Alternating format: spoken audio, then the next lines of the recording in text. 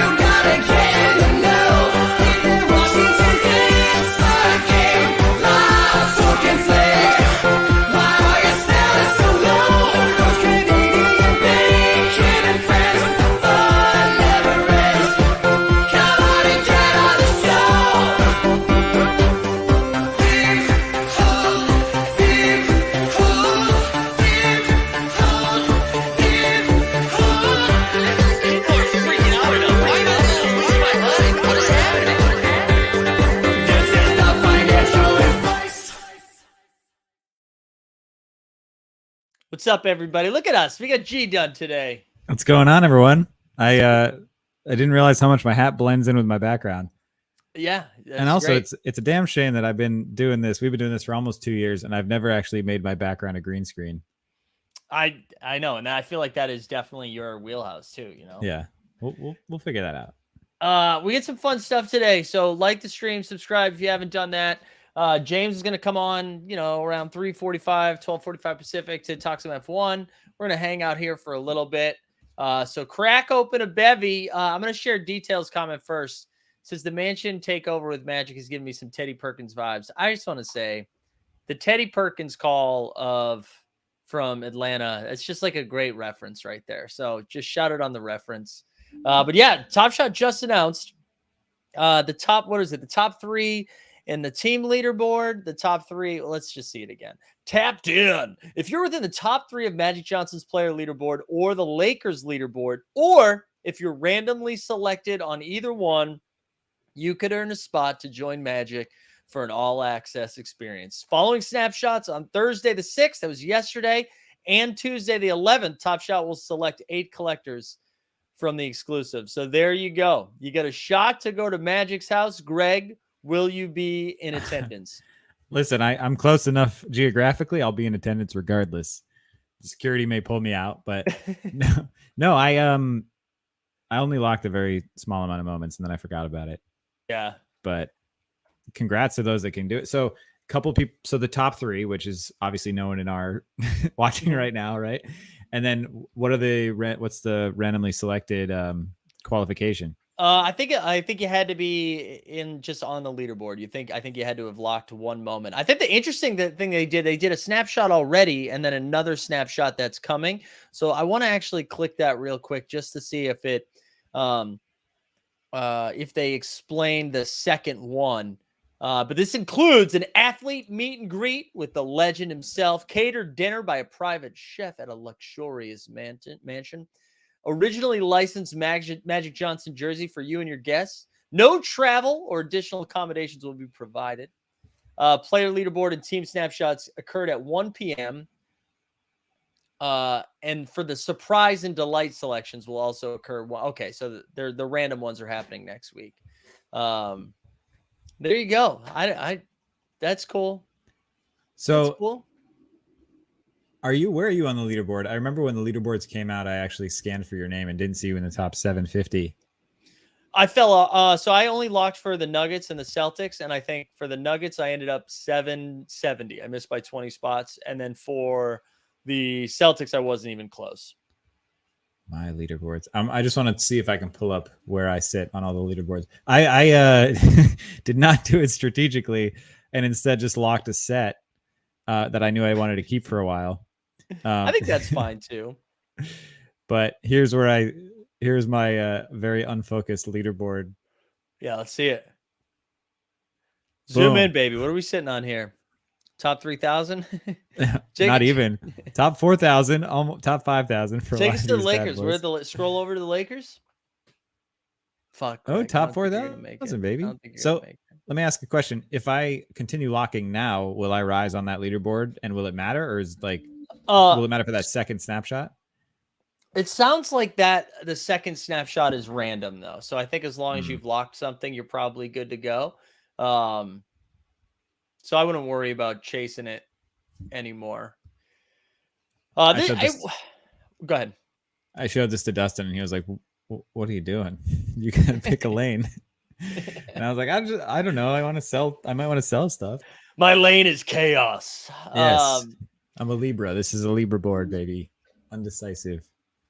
I don't know. I mean, like, listen, I think there's a cynical reaction that people might have that's like, well, dude, congratulations, Alexa and Ding-a-ling. You get the #1 cereals from the dynamic duos. Now you get to go suck off Magic. Congrats. Like, yeah, there we go.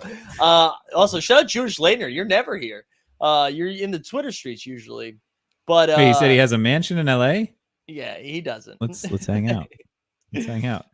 So I can see like the cynicism there. I don't know. More of these things are cool, you know. The more the merrier. So I'm sorry if this didn't make you happy because it doesn't make you go see Magic. I think this is cool, right? Like how is the chat responding to it? Is it mostly that, or is it mostly negativity because you guys refuse to find happiness? I don't know. What do you think, Greg? Where are you at? I think it's cool. I mean, I wish there was a little bit more specification on the randomness, but I'm glad they at least have the random entry point, just so that you don't have to be dingling to get these rewards. I think that's important to continue carrying on for people to even participate, because even like all day I'm as I'm working through these challenges and getting yards, I'm like, man, I'm not going to come in anywhere close to the top, so what's the point? But that's why the randomization is good. So if they can nail that, then I'm in favor of it. Yeah, I think it's good too. Fun little info or fun little drop on a Friday afternoon, right? Friday afternoon, 11 days before the season starts, or 10 days, whatever we're at. So I don't know. Yeah, I think it's good. I don't think we should be mad about that. These are the types of surprises we like, unlike the #1 through #3 serials. Yeah. And was that the duos? Did you catch up on that? I saw the announcement. I saw some of the moments play out. But are they giving them in serial order, chronological order to the ranking and the leaderboard? So that is what I wish they did. They just did it for 1 through 3. Got it. That would have been dope. That would talk about etching your name on the leaderboard in perpetuity. I think the frustration was that they didn't announce it ahead of time, so you found out after. So some of the rich people who are like 7th would have been like, oh, if I knew that was the thing, I would have bought more to try to move my way up, like have a race with it, Right. And then for those that were like barely got in, we're still thinking they had a shot at a low serial, like a 1. Well, let me ask you a question though. What would that do for for jersey match serial number? Like if you knew that you were getting a serial number in the exact order of your ranking, right? What would happen at like 23 for, and that's what I would like on that same line of thinking, 23 for Jordan. Yeah, that would have been nuts. I was just throwing a number out. I was like, wait, what is it? LeBron now 6? LeBron's 6 now? Yeah, I was doing the same thing though with the perfect serial, like the perfect mint, right? So, which is the last place. So someone locks at the very last second to try to get up to 750, right? Like moment. I don't know. I think that'd be kind of fun. I'm sure people would hate that too. That's living on the edge, because if you miss, right, you're out of contention completely. Right. I love that. That's awesome. Bring that on. That's cool. The movement you'd see around certain serial numbers. And again, we didn't know what the reward was going to be, right? We didn't know it was going to be duos. No, we didn't. No, we did. No, I'm sorry. We did know it was going to be dynamic duos. Yeah. We didn't know the players though. We didn't know the players. Yeah. We didn't know the players. We just knew that it was supposed to be from a decade. It ended up being from like 15 years. But so if it was like, is there value? Here's another question. Is there value in the combo serial number jersey number for like I think Garnett and Paul Pierce. I think that's what people started doing. They're like, that's actually the number one serial is whatever 31 plus 8 is. Oh, so they're adding it. They're not doing it side by side. Is it? So you're saying if it was Garnett? Yeah, you don't have to do math. What Garnett was 31 and Pierce was 8. No, right? no, I just picked two random numbers. I forget. It wasn't Garnett. Oh, I can't remember. But they're two numbers side by side, which in theory there Pierce could be 34. two. Yeah, that's right. So 34 and Garnett was. I don't know. Was he 0? I can't remember, man. 5. Thank you. He's 5. All right.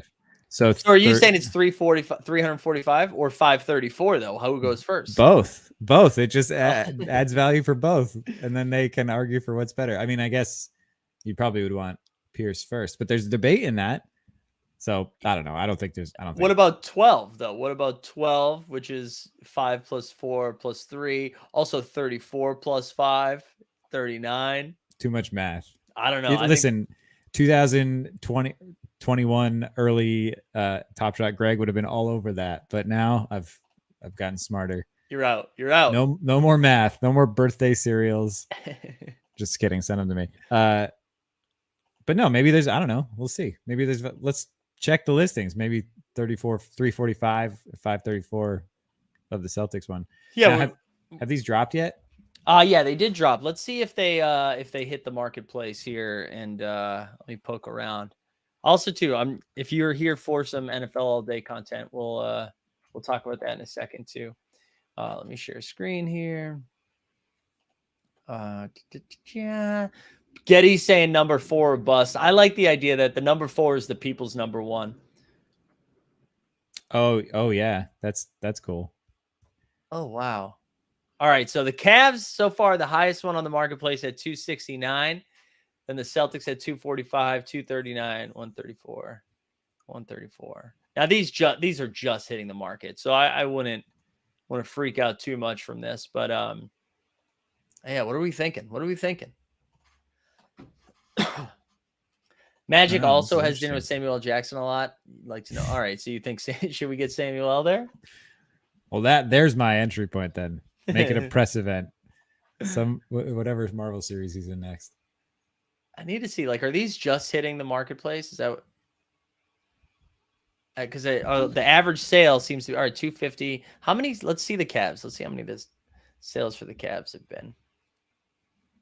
Oh wait, that's just seeing. All right, well it jumps pretty quick. It's at 289 right now.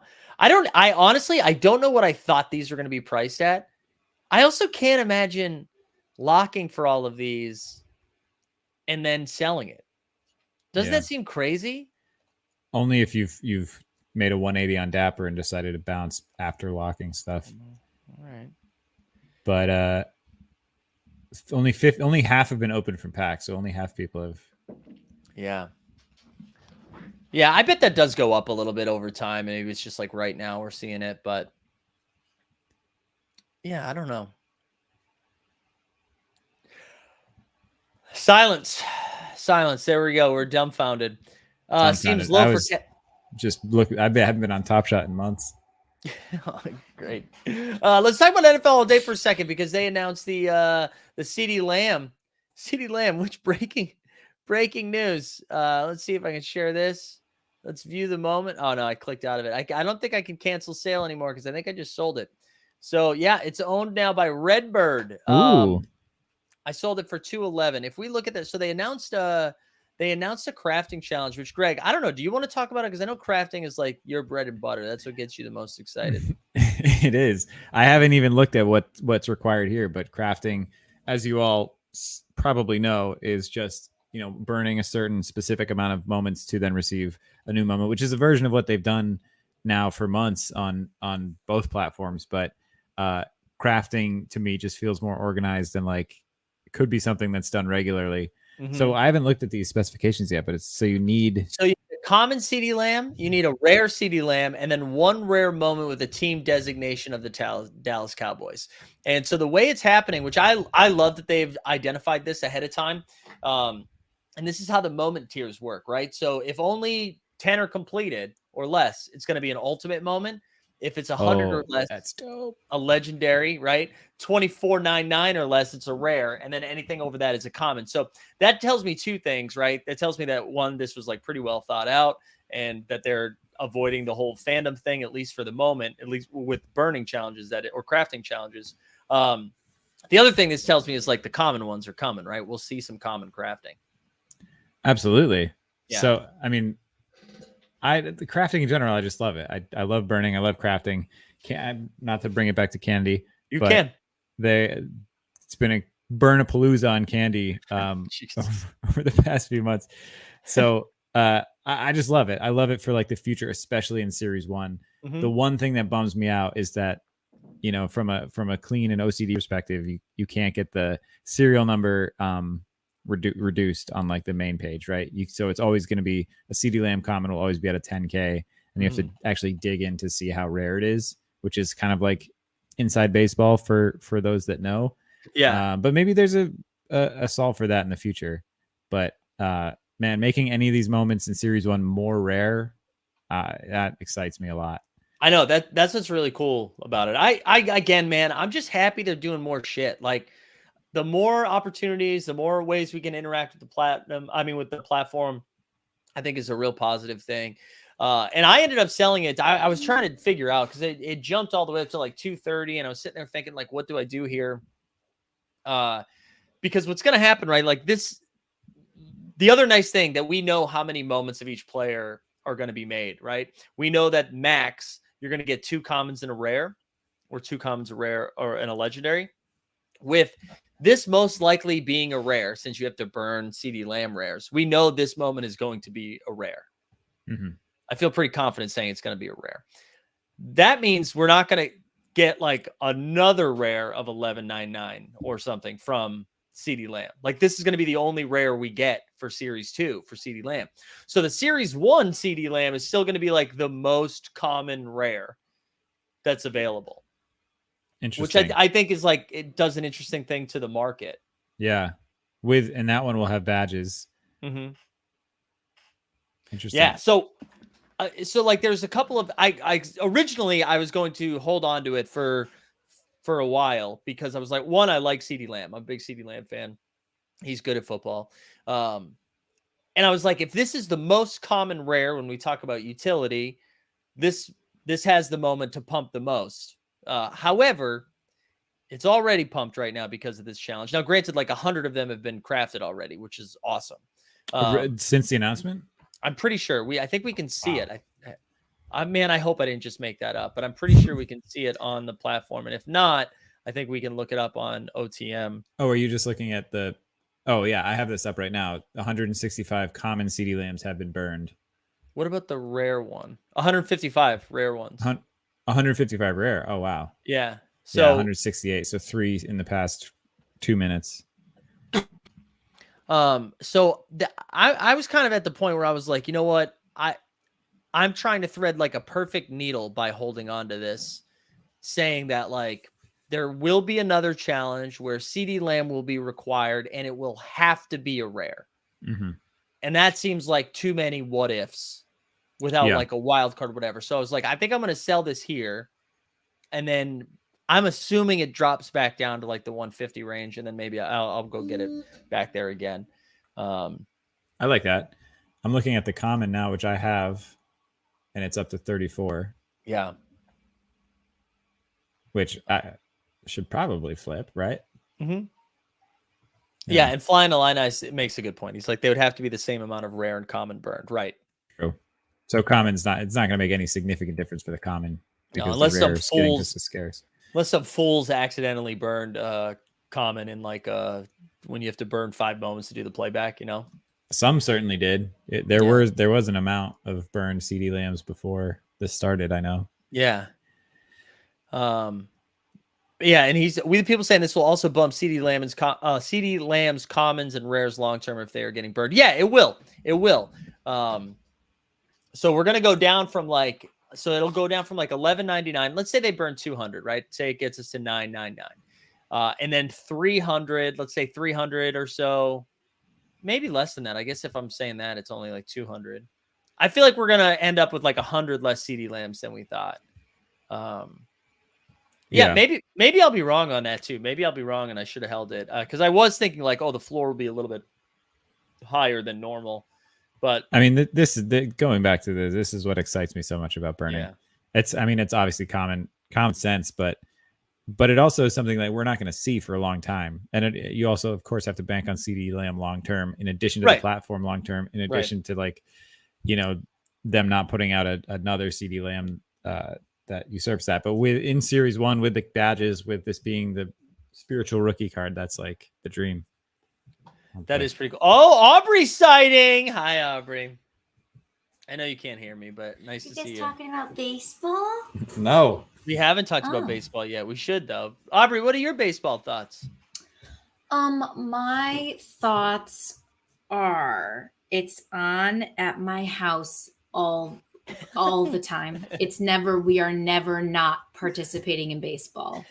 It is on currently. Playing. No one's watching it. The cat is watching. It's on a TV. The cat is watching baseball. Cat has to be, up to date. Can you name? There's baseball everywhere. Can you name 4 teams in the playoffs? Mariners. That's pretty good. Blue Jays. Yeah, pretty good. Yankees. Mm-hmm. Nice. You'll get it.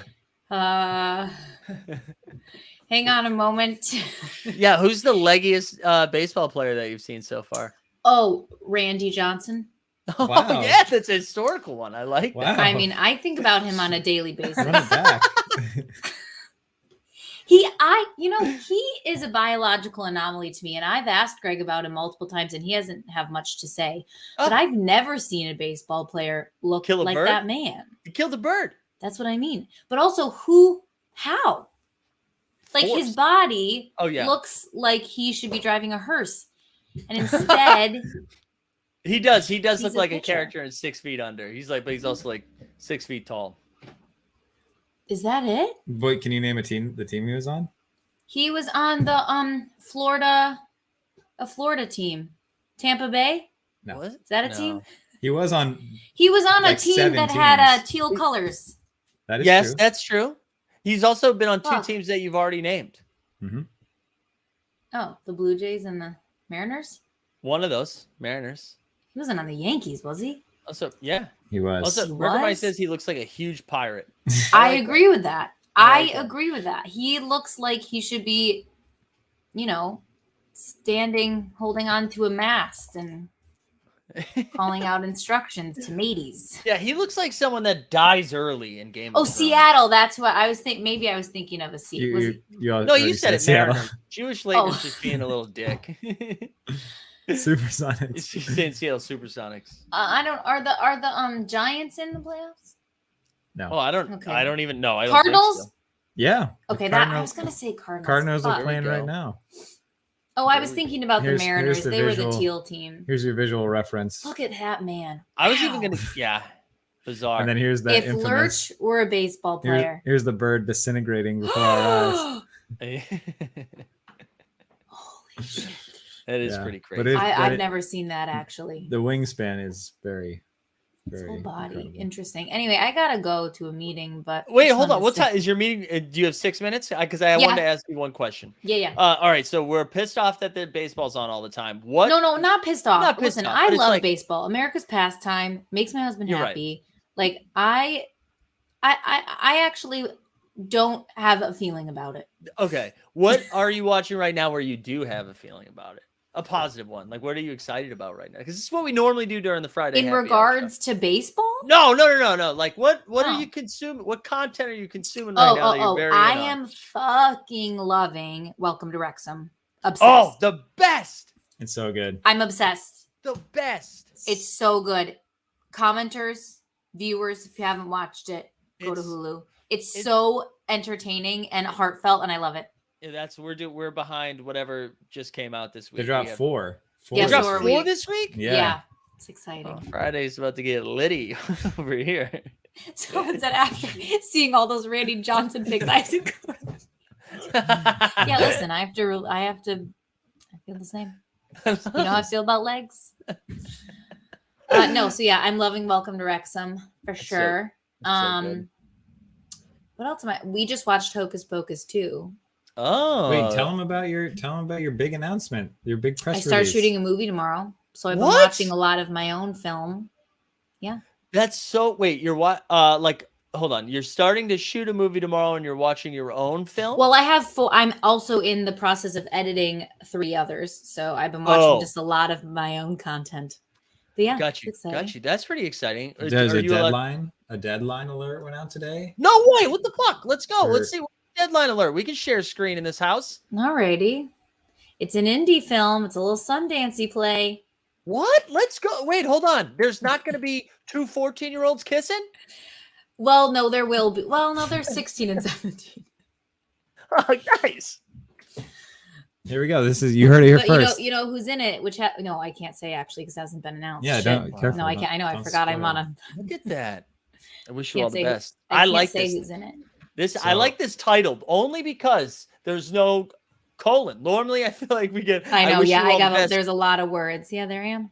I Look wish at you all the this. best to you and yours and theirs. Yeah. Look at that. In This is deadline. huge. Yeah, This there I is am. huge. I'm actually gonna write deadline right now. That should be bolded. Thank you. So please do, or at least underlined. I Look can- at all the I can things that are share it. underlined. That's so exciting. Congrats. Thanks, man. Yeah. So good stuff. Good stuff. Yeah, that was love that. nice. But anyway, Yeah. We just got a producer guest on the show to announce their next project. I feel here like we are, happy hour exclusive. That's exclusive announcement. It's exclusive. Exclusive. Suck on that, Vulture or Variety or whoever. Take that, deadline. Yeah. Dustin never did that shit for us. We had to Aaron read said about it in a congrats, yo. magazine. Thanks, Aaron. That's kind. So yeah, so starting tomorrow, what noon? You're gone for the next 45 days. Yeah. She will get back home at like 3 a.m. I'll be sleeping. I'll leave Oh, for wow. work. She wakes up at 1 p.m. Wait, but you don't have to go to No, I'm shooting in LA. Now look at you. That's how I know you're moving up. You don't Yeah. have to fly across country for the next 4 months and Yep. you're not scouting stuff in New York anymore. You're just like, you know Feeling what? proud of I'm gonna myself. drive to work. Yep. I'm feeling really good about it. You should still ask for a car though. Someone should pick you up. You're in I a agree. deadline. You're in I deadline. am. I'm a deadline. I'm going to ask one of the other names in deadline to pick me up every day. So it's okay, I do have to go, but I Get love outta you all here. dearly. So glad I Enjoy got to meeting. see you. It's really nice. Please continue talking about Randy, the love of We my will. life in baseball. We will It's have a Randy good Johnson, meeting. Bull Bull. You know what I mean? It's like Yeah, one and the same. you guys could have predicted that. All right, love you guys. Bye. Bye. That was fantastic. Deadline. Greg, what are you gonna do to like free time now? Right here. Borland nailed it. That's true. Yeah, I don't know. Dude, you should fire up a playback for a baseball game. I will. I absolutely will. Yeah. That'd be fun. I'll wait till we get out of the wild card round. Yeah. Just You're to, in the Sorry, go ahead. no, just to I don't know. I feel like I want to see the Yankees go down. Sorry, everyone, but I also want to see the Astros go down. And unfortunately, the road to the World Series goes through both teams. So the ALCS between the Astros and the Yankees will be probably a hate watch for me. Yeah, we just need to I think we need to be National League fans. Yeah, I mean, so rank your top 3 World Series hopefuls. If you Seattle Mariners. Uh-huh. I'm gonna be honest. You know what's weird? I was rooting for the Mets just because local, like I'm in Queens. Macy, remember Macy Joe? Yeah, She works Mets. for the Mets. yeah, hell yeah. But anytime someone blows a 10-game lead, I'm no longer rooting for them. Right. So I don't know. Who else is in the National League? The Cardinals, the Dodgers, Braves, Padres, Phillies just got the last spot. Yeah, okay, Phillies. I'll go Phillies. Blue Jays are in there too, right? Blue Jays. Mariners, But here's Blue the Jays, Phillies. here's the shitty thing that the bracket sucks. The bracket sucks for Yeah. like rooting for the underdog because my top 2 in the AL are the Blue Jays and the Mariners, and they play each other in the wild card round.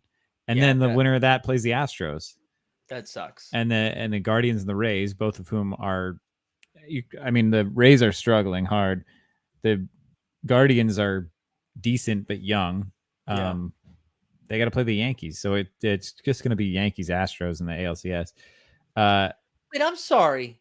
The Guardians made the playoffs? Yeah, they coasted in the playoffs because they won the Central, but they're like 10 games back of any other team. Oh my! I this is how you know, guys. I was paying attention to baseball up until July. I really was. I was in, Yeah, when and the then Sox I just did couldn't do nothing, it. and yeah, same. I just couldn't Same. do it. Candy's honestly what's keeping me like with baseball front of mind. Yeah. All right, Give us a little bit of a Candy update. I know we talked about it a little bit this week with the Judge stuff, but what's going on over in Candy? Candy has been pretty active. I mean, it's the same curse that Dapper has with, lack of user base growth is what's going to ultimately be the demise. But they're doing everything you want them to do and more. There's the daily play of the day is still great. Judge's 60-second home run. They did a limited run of 99 like milestone editions, and sold them just in a queue for $62. And the floor was, or still is, like 600 or something crazy. Wow. Wasn't lucky enough to get one, but that's all right.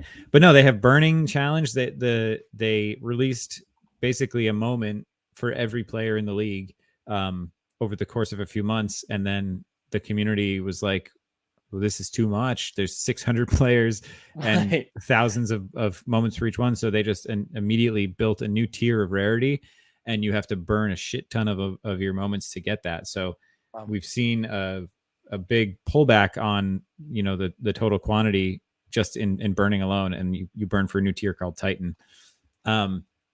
There's that. So play of the day rages on. They had another all-star drop, which they, took notes and made significantly more scarce than I think they would have.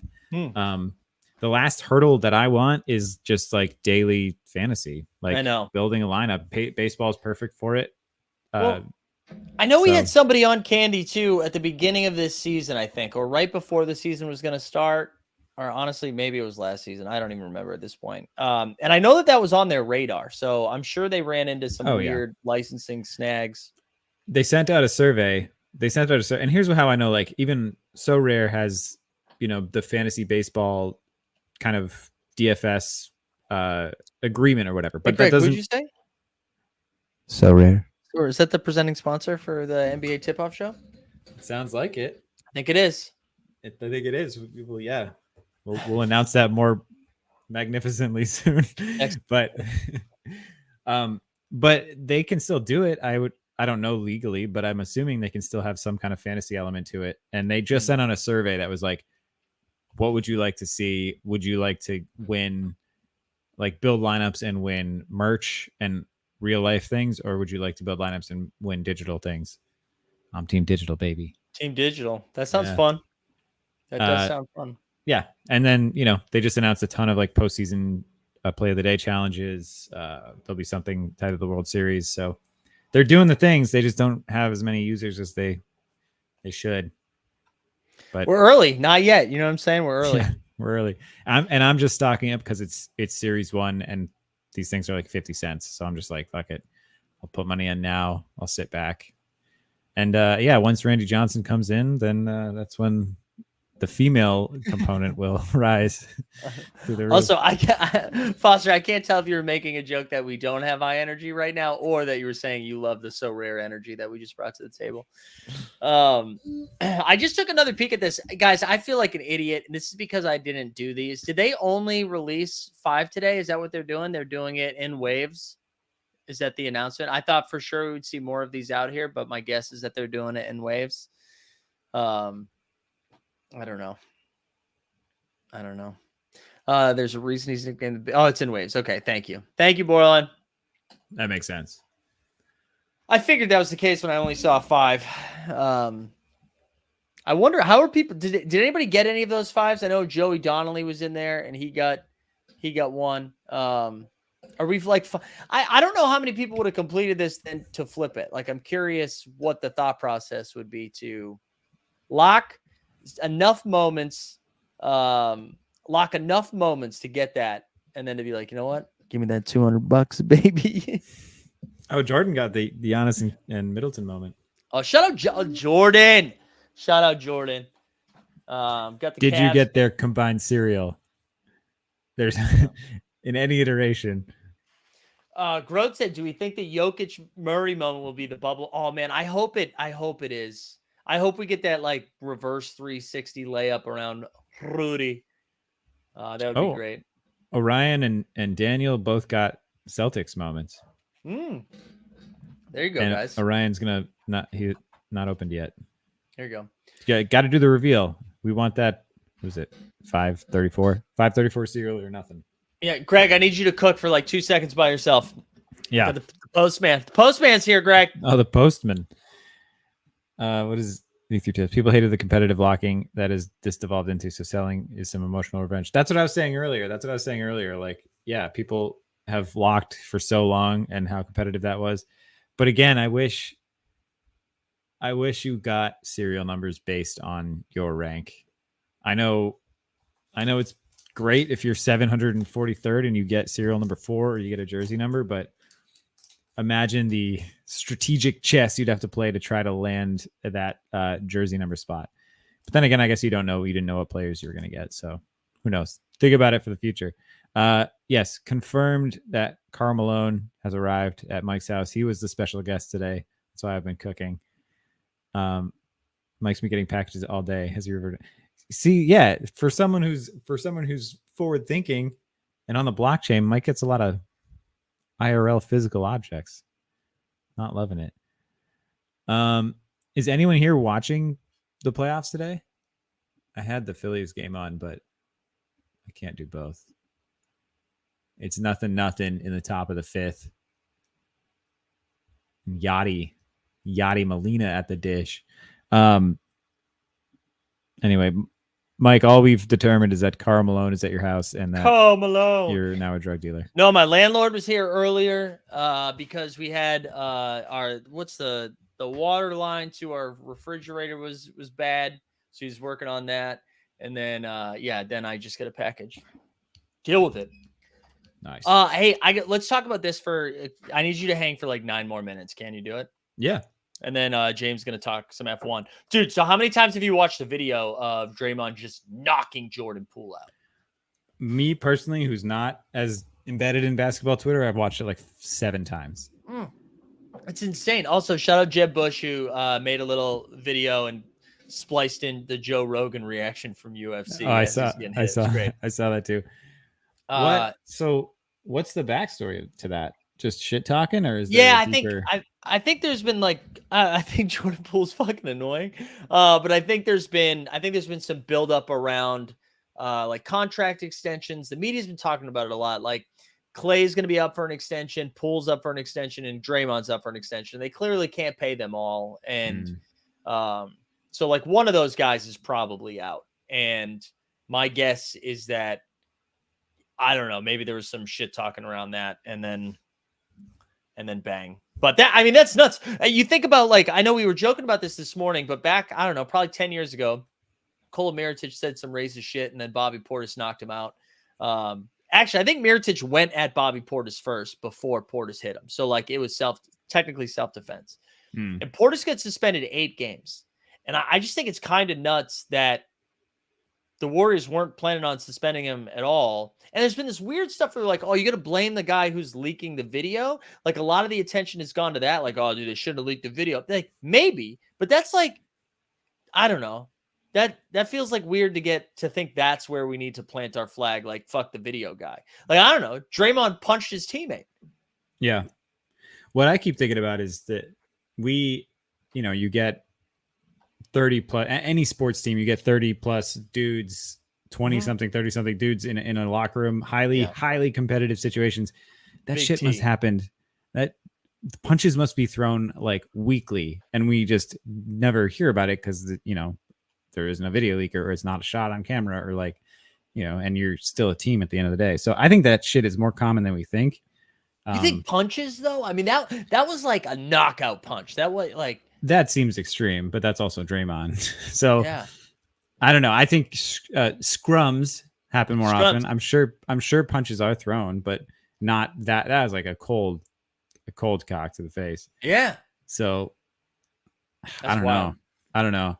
It's tough to, as a casual viewer, it's tough to not see Draymond as the absolute asshole in that scenario. Yeah. But there's obviously a deeper story to it. I agree with Foster too. No one is more annoying than Draymond though, so don't dish it if you can't take it. I agree. They truly couldn't have happened to two more people that I like. Fuck them both. Foster also says Steve Kerr knows what that's like since it was no big deal, right? Because Steve Kerr and Jordan got into that fight that time. You know what I will say though? Michael Jordan dropped 30 a game. He can punch whoever he wants. Draymond does not do that. Steve Kerr and Jordan fought on the same team. Yeah, on the Bulls back in that was the dream. Was that not the dream team? Wasn't that the Last Dance or was that? I don't remember it from the Last Dance, but no, I think they had a segment on. Yeah, they definitely got in a fight. Yeah, Vernon Maxwell went after Hakeem with a knife once at practice. Yeah, I don't know. That feels that feels crazy. Shoving happens between teammates regularly, not punches. Yeah. I don't know. You never know. I'm sure there's more intervening than that. I mean, that was like obviously a game simulated scenario. So Yeah. I'm sure it is common. If not common, then uncommon or rare. But certainly not legendary. Yeah. Wait, no, Joey said I hate Draymond, but he did get pushed. You push someone, you might. I mean, yeah, if you do push someone, you might get punched. I would just like to think that you're the defending champions. You gotta have the wherewithal to like not wild out like that, in my opinion, anyways. But who am I to say? I have low testosterone, you know. Same. I don't know. Anything else we need to hit here? Is there, Greg, anything else you need to get off your chest? No, I think I would love to run it back for a This Week in Candy. All right. Oh wait, the cat stepped on it. The cat must have stepped on. Get the X. That's incredible. I'll vamp for a second. Yeah, this is great. This is like the old days. I probably felt like I was setting up a bit, but I think my cat refreshed the tab. Anyway, This Week in Candy and then playback for a playoff game feels like a no-brainer. Yeah. So yeah, we'll be back. Yeah. Yeah, we definitely got to get back into the playback streets, which speaking of, I think I put that in the show notes. So if you haven't signed up for our playback, get in there. It's free. And we're going to watch a lot of basketball games, some playoff baseball games, all that stuff.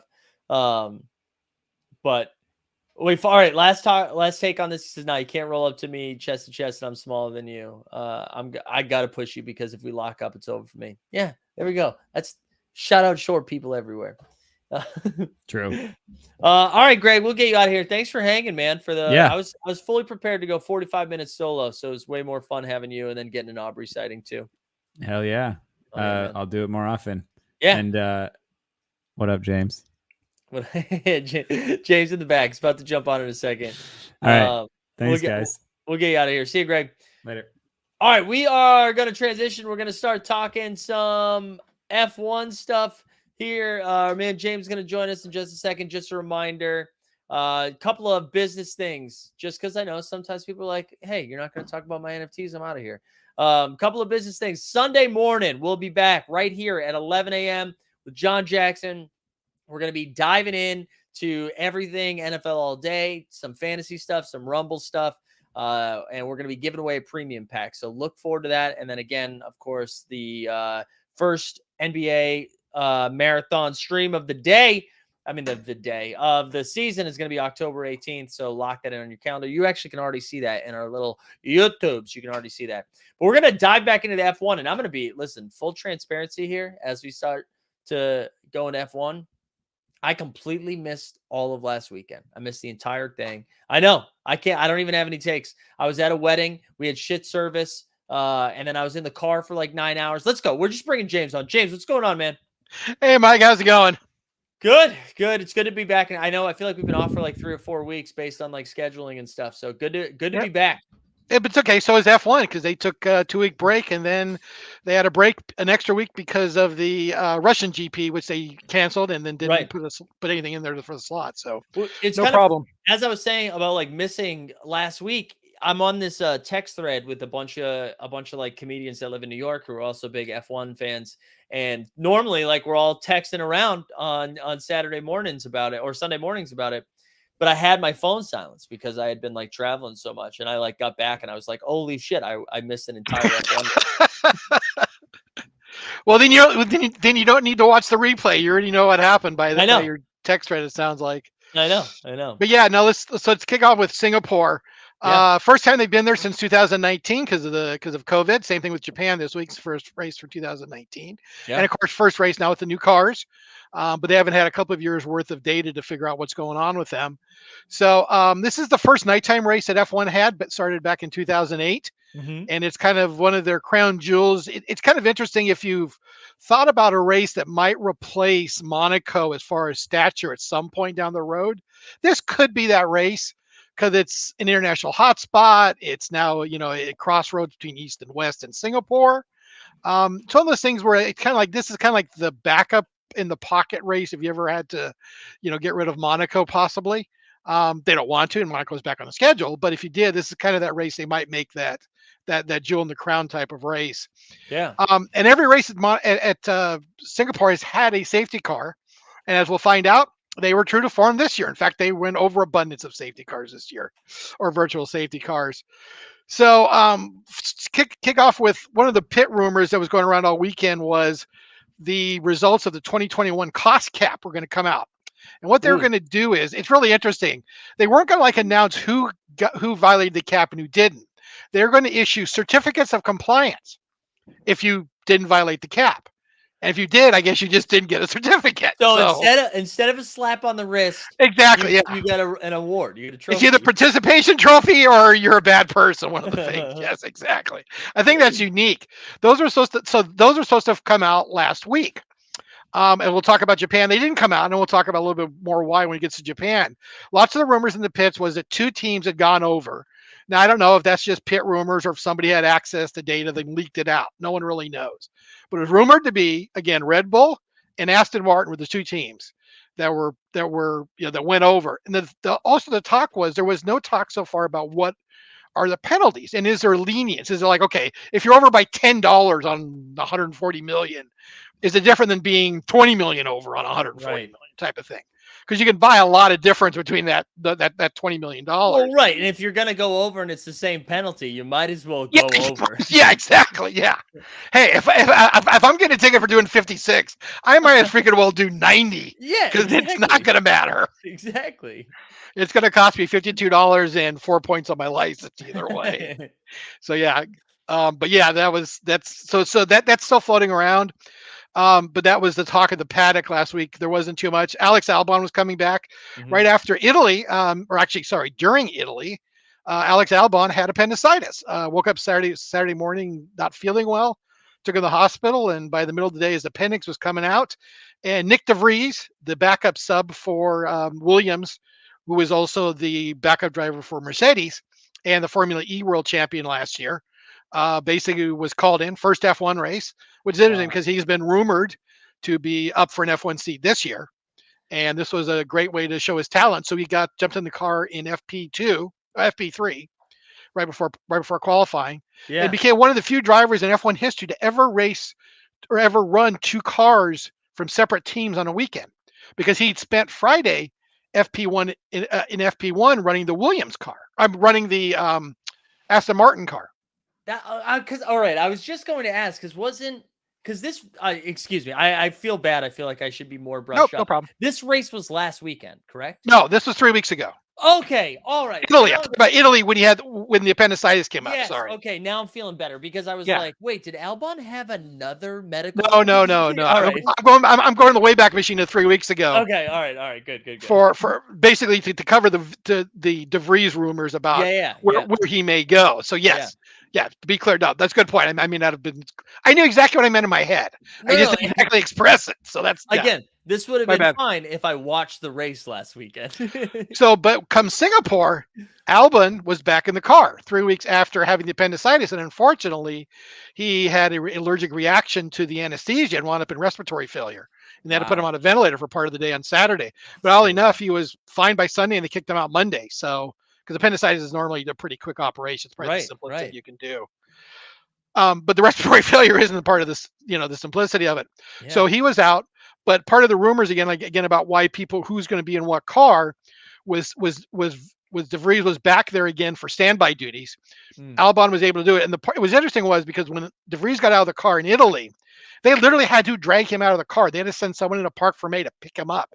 He said he could not get out of the car. He was so tired Wow. from running that race. And that is not a brutal race. It's a quick race, and it's the shortest race in duration, time-wise, usually about an hour 15, hour 20. Wow. Singapore is the longest race. And in fact, it did not complete because they ran out of time because the laps were run so slow with so many safety cars, and it was Right. so wet out there. But we'll get into that when we get into it. Williams also announced on Friday in Singapore that Latifi will not return. Not a great surprise to anybody. No. But and again, that's one of the seats that possibly that DeVries can go into. Maybe Mick Schumacher will end up in that seat. We don't know yet. That means So- we only have a handful of races left to on underdog bet on Latifi finishing over whatever the number is. Oh, that's right. You do that. That's right. I forgot about that. Hey, that would have watching Singapore, that would have worked out well. We'll talk about that in a Yeah. sec.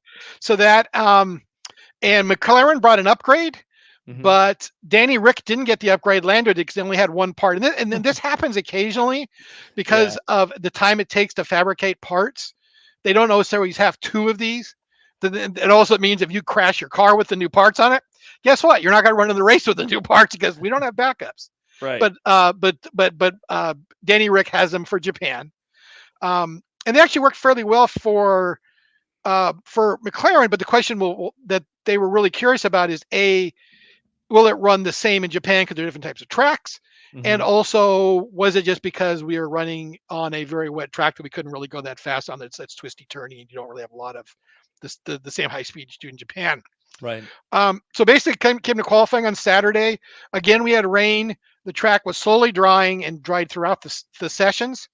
It turned out with Max got called in on the final lap of Q3 because they ran short of fuel. Now because the track was constantly drying, they did something a little bit differently. They fueled the cars for the full run for the full 12 minutes.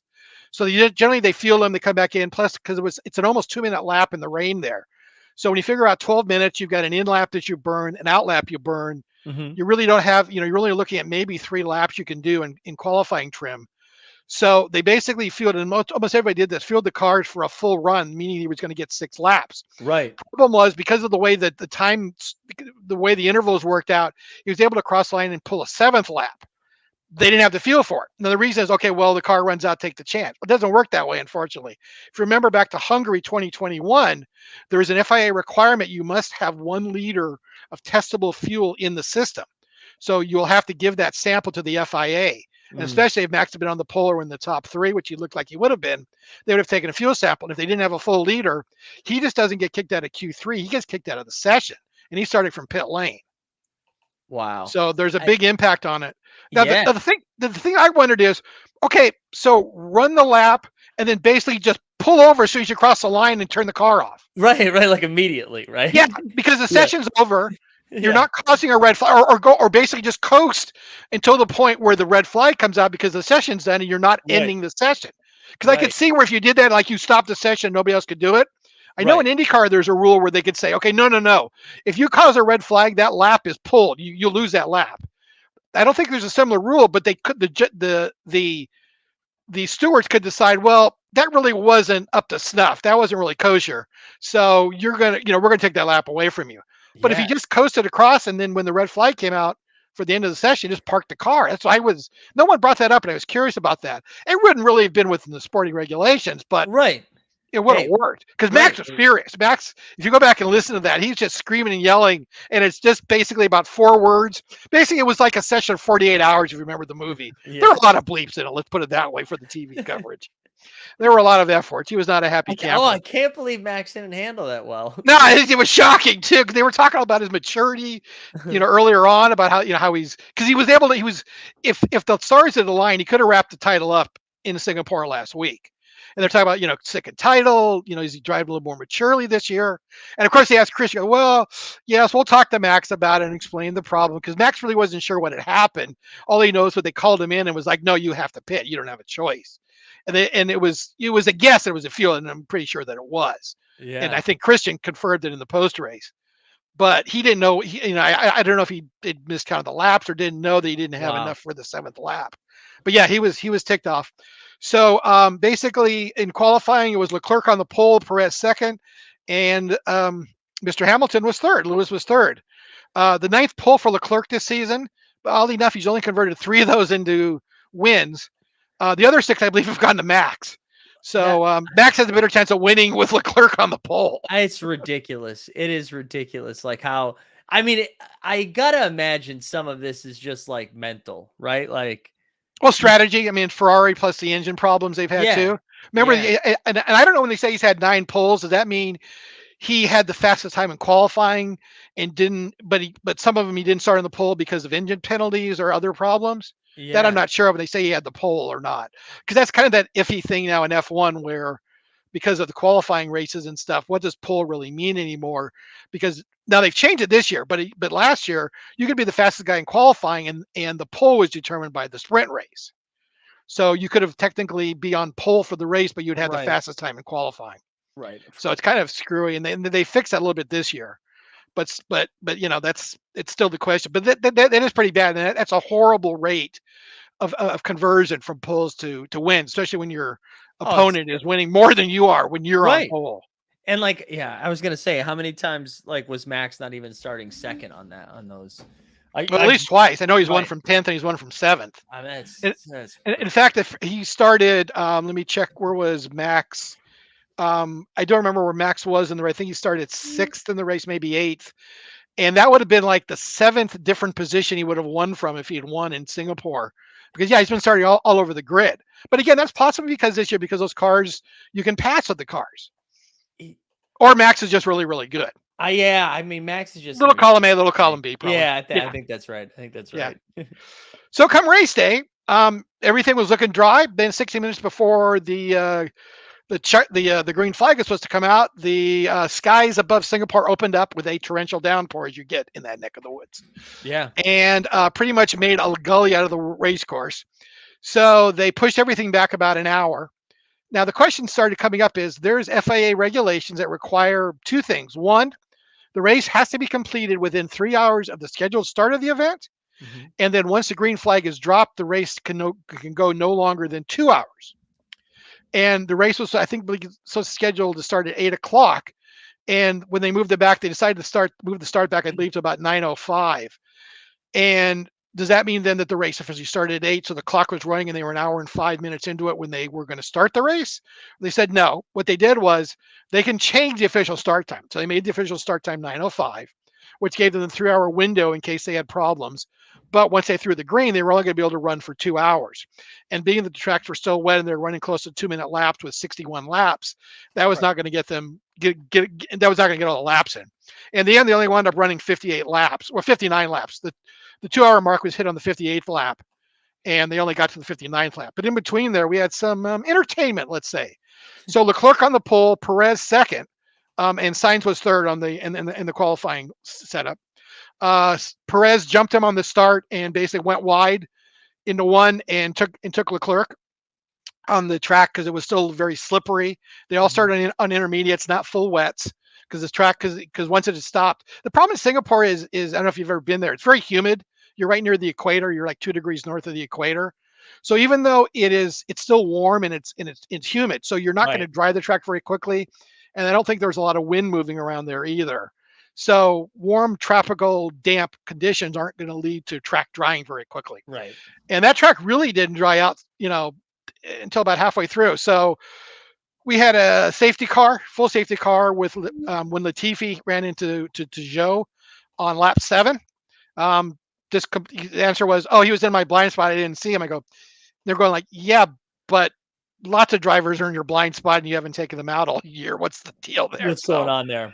It's kind of Latifi being Latifi. Yeah. And if people wonder why he lost his ride, well, he does stuff like that, unfortunately. I still feel like Zhu's run so unlucky this entire season. That's been brought up a couple times. Yeah, he has been unlucky. He's not had the best luck with that car. And he actually got renewed for his contract for another year, which I thought he already had a 2-year, but he got renewed for a second year. So he'll be in the the Alfa Romeo along with Valtteri next year. So Okay. same lineup, and usually they give the guys 2 years. You've got to be really bad to get tossed out of 1 year because it takes time to settle in, Right. Get especially used if to you're a the car. rookie. Yeah. And generally, these guys aren't in top tier teams, so engine problems, Right. team problems, engineering problems, plus a brand new car. So yes, I expected him to stay there at least for 2 years. Well, and when you're not a top tier team too, you have to like run good in the sense you're either getting some young up and comer that's not already signed by one of the top tier companies or organizations, or you're getting someone like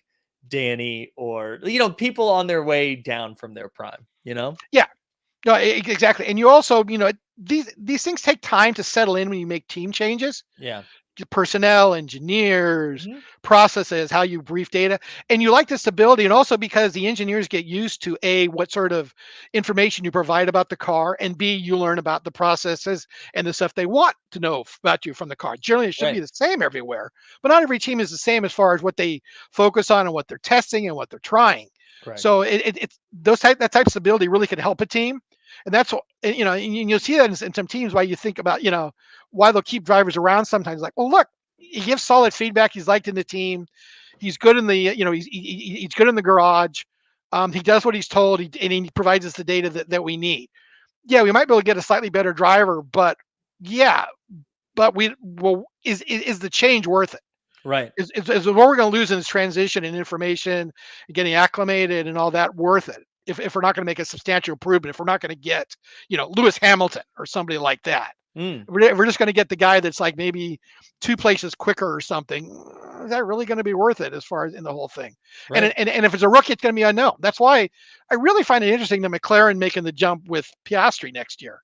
Yeah. Because it's like, man, the guy has never raced. Yeah, he looks like a star. I mean, he looks like he's got the same background as Russell and Lando do, Mhm.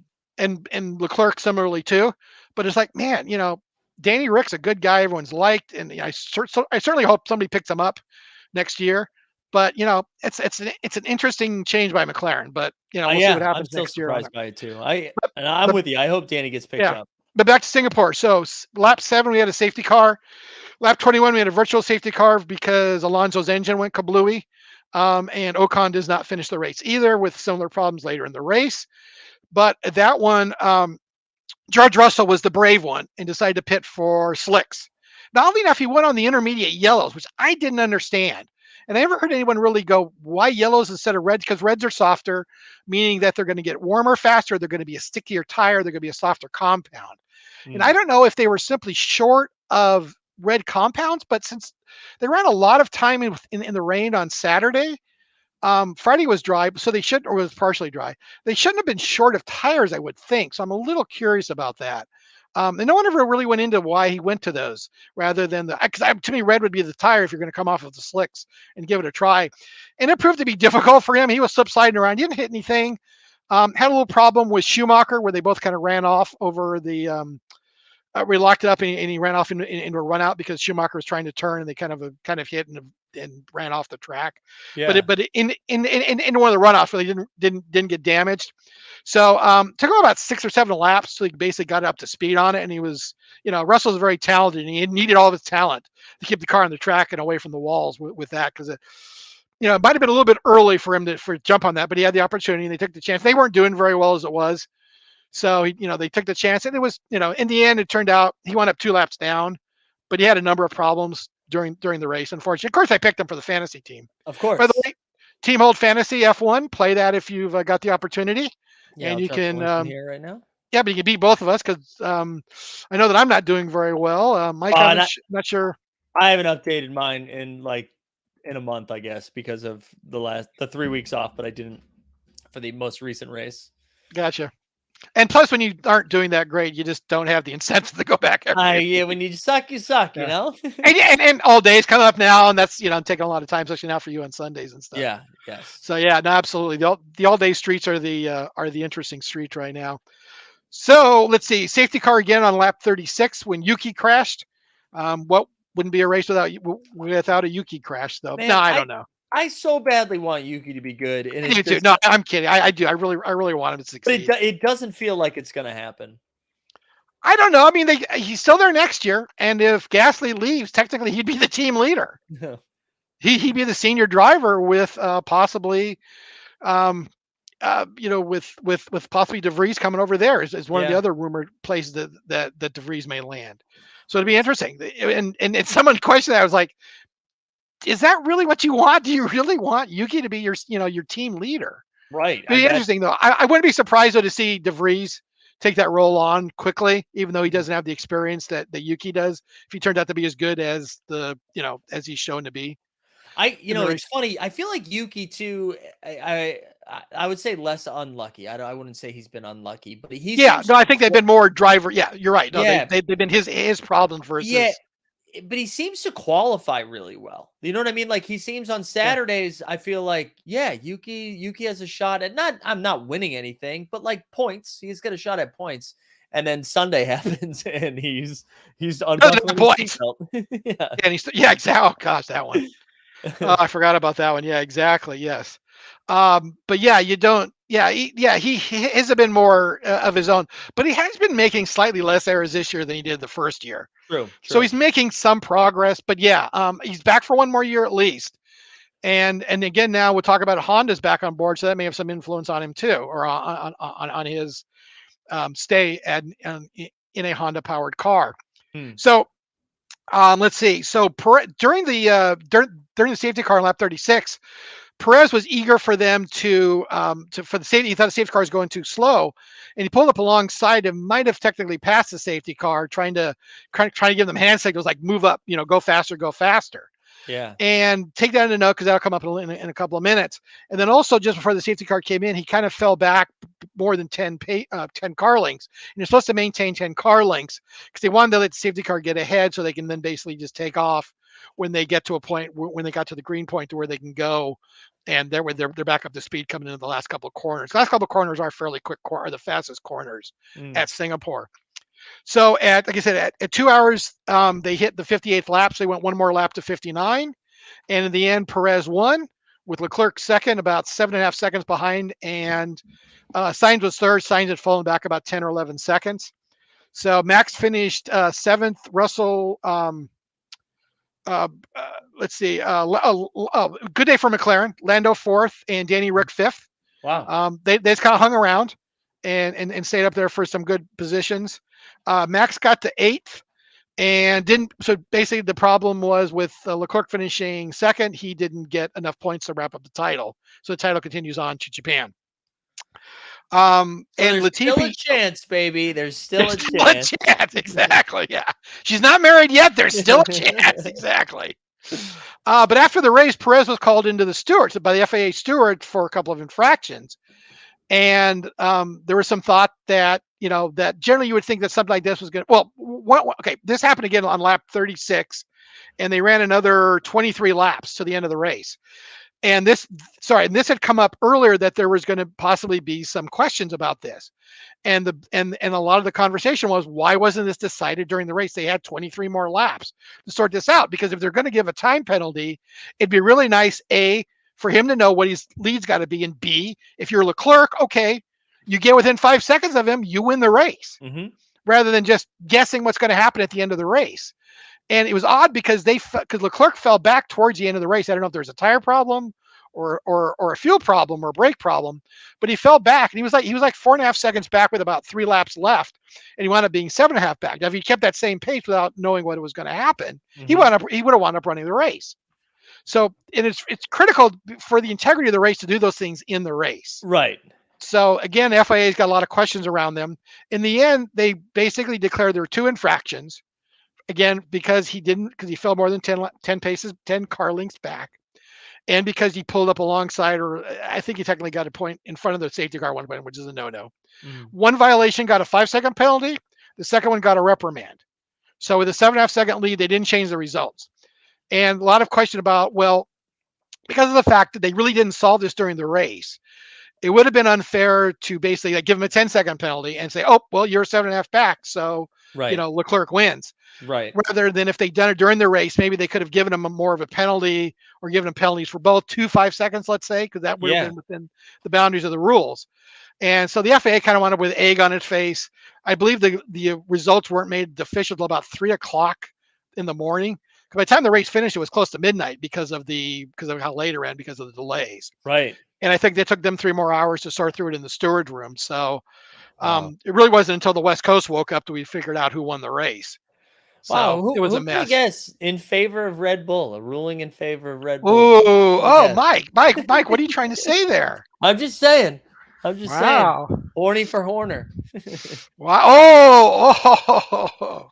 See, the funny thing is, 20 years ago, it used to be the FIA was in Ferrari's pocket. I believe it. And every ruling used to go for Ferrari in the old days. But it. yeah, I don't know. That is interesting. I'm not sure. Yeah, I don't know. Yeah, take your pick on that one as far as it is. But I don't really believe that, but that's fun to say. Oh, I know it is. Yeah, no, it's a good take and it stirs the pot up. That's absolutely. But yeah, no, I mean it seems well, especially last year with the whole Max thing, you've got to you have to say that. So. Right. So that was that. On to Japan for this week. Japanese Grand Prix again, first race since 2019 at Suzuka Land, and yes, it is an entertainment complex. Oh wow! It is the home track of Honda. Yeah, in fact, if you watch the practice of qualifying, there is a very large Ferris wheel right at the top of the front straight. Oh wow! Where they make the turn off of the chicane onto the front straight, just across from the pit entrance. There is a big Ferris wheel.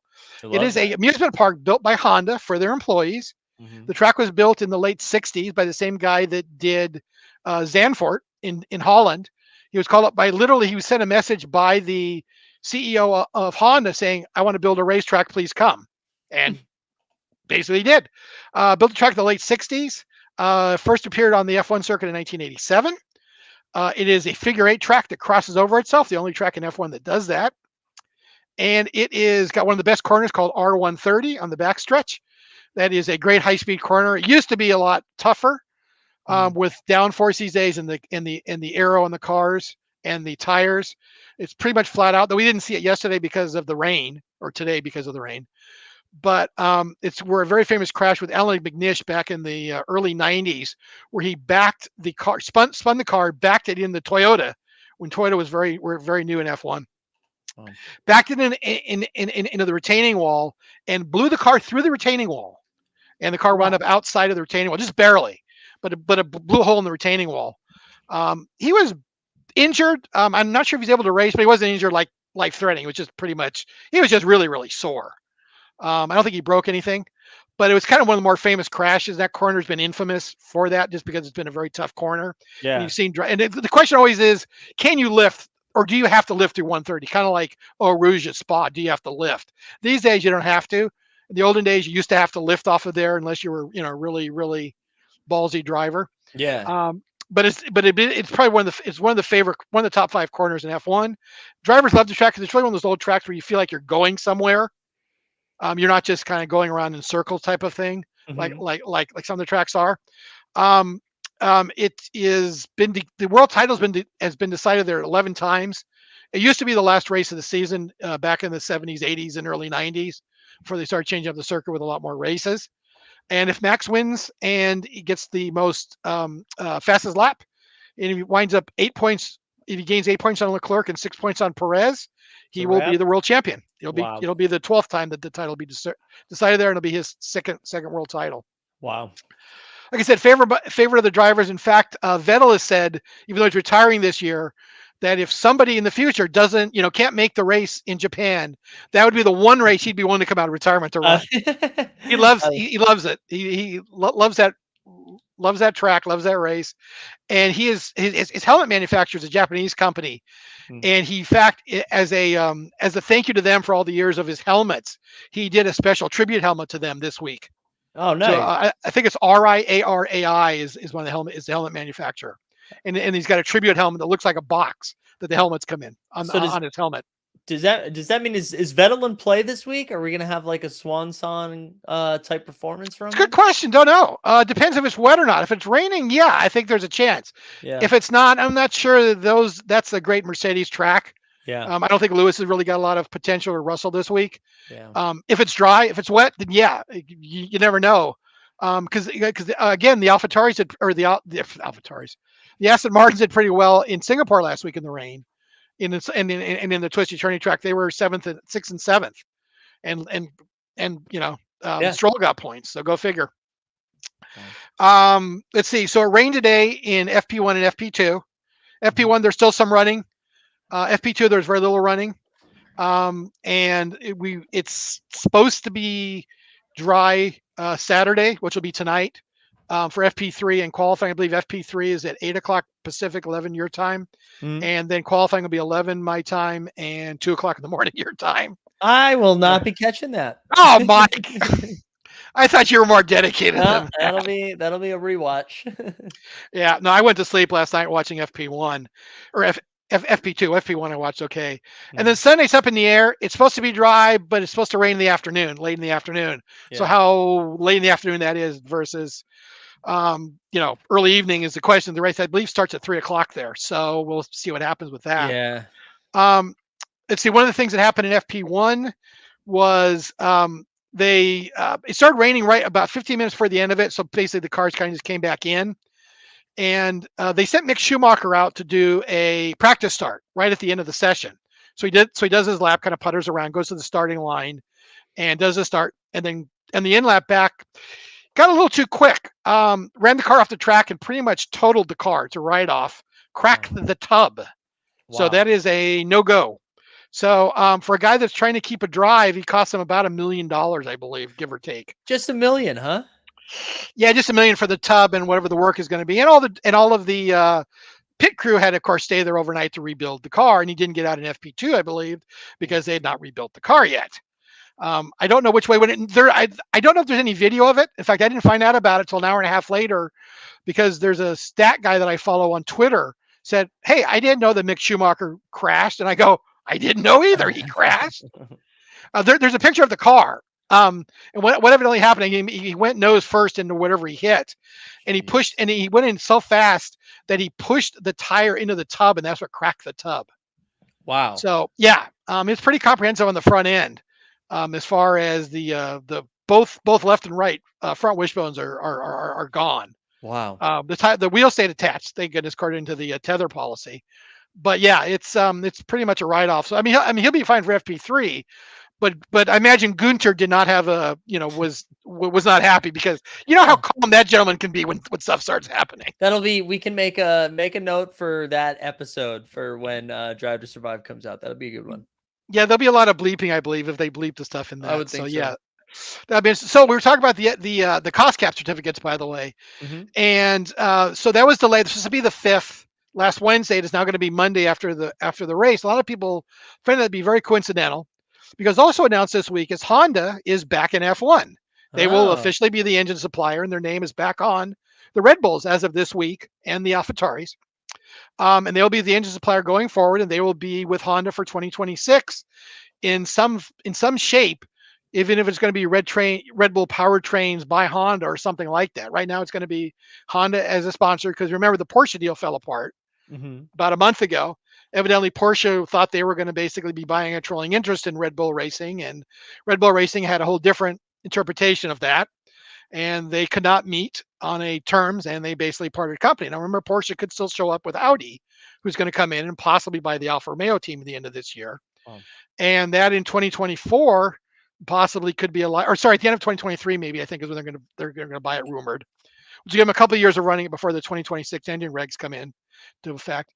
And that also is a rumored, because they're being a German car company, could be a safe haven for Mick Schumacher in 2024 if they do buy the team. Do you think Mick definitely has a home for the future? No, I don't, because he's just not performing. Ferrari's not keeping him in the young driver academy right now. They've got a plethora of talent that they've got. So that's not going to keep him in the Haas seat. That doesn't mean Haas can't sign him. Right. But supposedly Ferrari has a call on that second seat as part of their deal with Haas as an engine supplier, and they're more than an engine supplier. They're really kind of like the Ferrari junior team in a sense, just like AlphaTauri is for Red Bull. Yeah. So they've got a lot of say in that seat and a lot of say in that. So it'll be interesting to see what happens. That doesn't mean that they can say, no, boot him, we've got someone else, because they really don't. Their best guy is Schwartzman, who is actually Russian. I believe he also holds an Israeli passport, but he's Russian, and right now Russians are in F1. Right. Now, if they can say here he's got an Israeli passport also and claim it under that may work. I don't know if they really want to push that right now, or if Ferrari really wants him that badly in that seat. Yeah. So that's, there's rumors that Danny Rick could wind up in that seat. Wow. De Vries probably isn't talked about the seat. Also, they're talking about Nico Hulkenberg, who's a driver that filled in for Lance Stroll at the Nürburgring in 2021 or 2020 when he got COVID.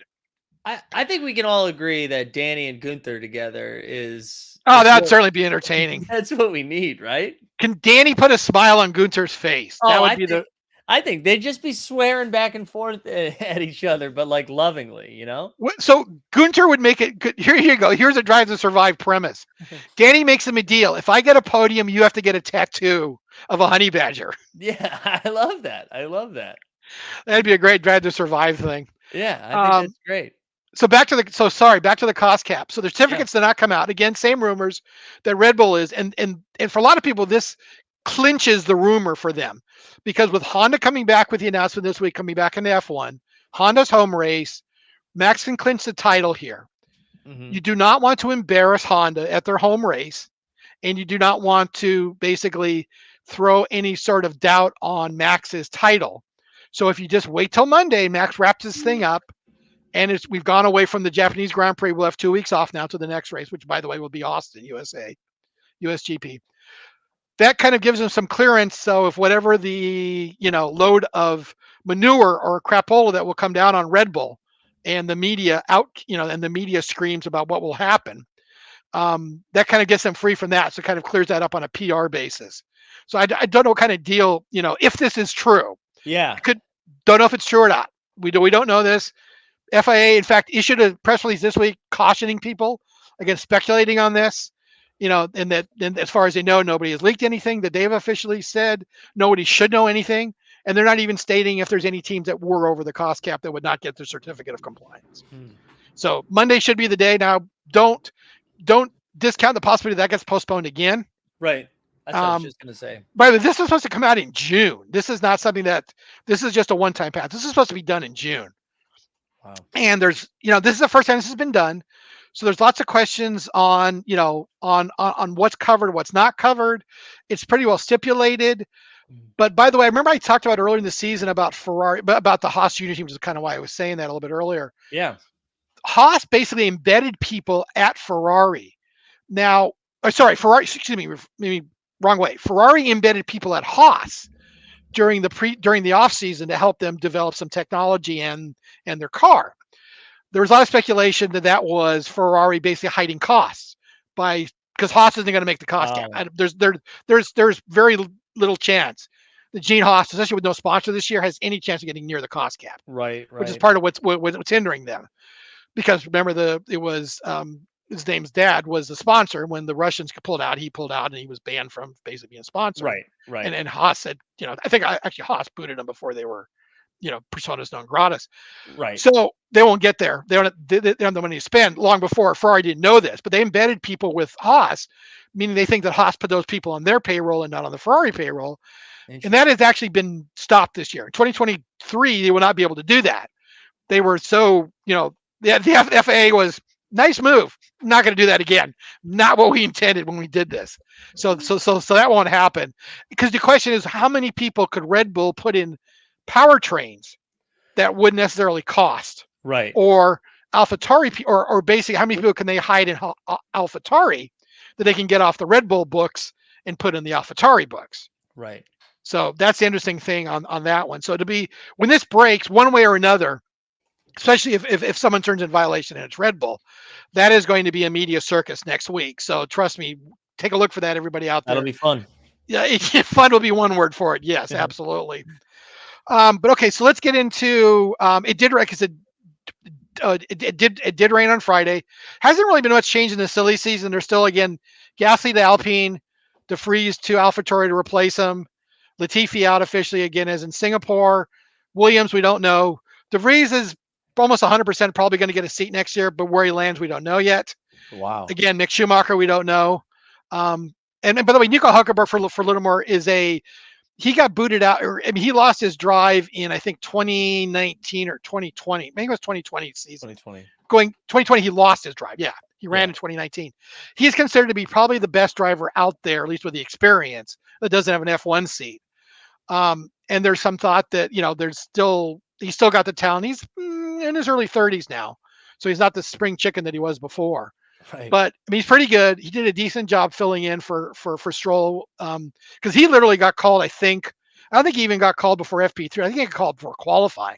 So it's basically because he's German and he was in Germany. He was there for the race doing color commentary for one of the German networks, I think. And someone tapped on the shoulder and said, "Hey, Stroll tested positive, 20 minutes ago. We need a driver for qualifying. Do you have a helmet?" He said, "Yeah, I do." So, so he basically, so he was there for that. So how that's, how that shakes out, we don't know. Some of these may be announced before the end of the season. Some of these may be announced at the last race. Yeah, or the day after when they do the young driver test, the day after Abu Dhabi. Yeah. So FP1, again, these were all wet. So if the race is dry, these times will mean probably nothing. Alonso, Sainz, Leclerc, Max was 7th, and again, Mick crashed. FP2 was almost completely wet. Russell first, Max second, Magnussen third. So if that doesn't tell you that it was wet, if Magnussen finishes third in a in a practice session, that tells you how wet the track was. Well, I would say from the fantasy perspective of things, I think that's something important to pay attention to, that if it gets wet, you should feel free to be a little different.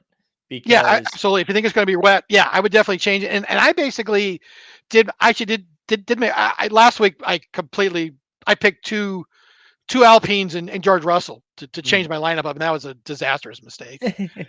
So I think I'm just going to start throwing dice, or just find a monkey with a dartboard and start picking drivers, because I just can't do any worse with it than I've been doing.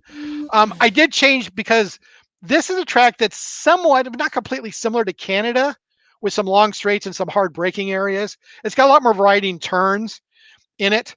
And so I went out and picked, and I tried to pick some of the drivers that did well in Canada. But if it rains, that's going to be completely useless and meaningless.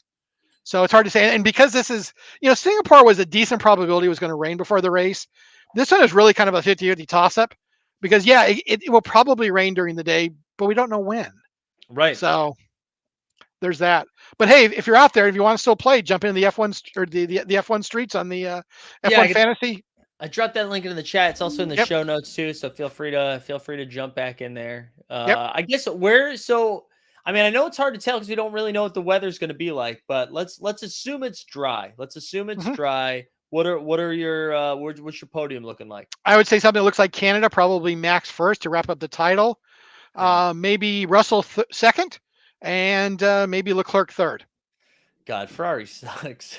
Just even like we were saying, this probably isn't like the place for Mercedes, and we're still being like, well, Russell second. I think I hate it. I hate it so much, but I do. I'm gonna go Max first, Lando second, and then Leclerc third. There you go. Cool. Throw some Lando darts. But one thing we should talk about just before we wrap this up is 2 weeks from now will be the U.S. Grand Prix. Sounds like maybe we should do a playback for the fans. Yeah, so that's in Austin, correct? That's the Austin, Texas. Yep, so absolutely. I imagine what time will that start? Do we know? I believe it's going to start at 2. It's going to start at 3:00 your time, noon Pacific, 2:00 Central. Yeah, let's plan on doing a playback for that. So that's the 23rd. We'll do 3 p.m. and we'll send out more info. But but awesome. Yeah, James, dude, thank you so much. This week more so than any other week, because I truly wasn't prepared off of last week's race, outside of just catching up on my text thread. Life intervenes at times, Mike. No problem. It does. So shout out, James. Get in the fantasy Discord, and I'll get you out of here, and then we'll close up. Sound good? Thanks. Have a good one. All right. Thanks again, everyone. James. Shout out James again for the only guest that comes prepared. Okay. The only guest that comes prepared every single time we do the happy hour. So we're going to wrap here. Hey, just a reminder, and I know there's only 19 of you left, the 19, the strong, the bold, the brave. Sunday morning, 11 o'clock, we'll be back. I think AJ Curry's going to be back. We'll be giving away a premium pack. Good luck to all of those in the fantasy streets. I hope you guys have a great weekend, and we are out. Well, the top shot streets are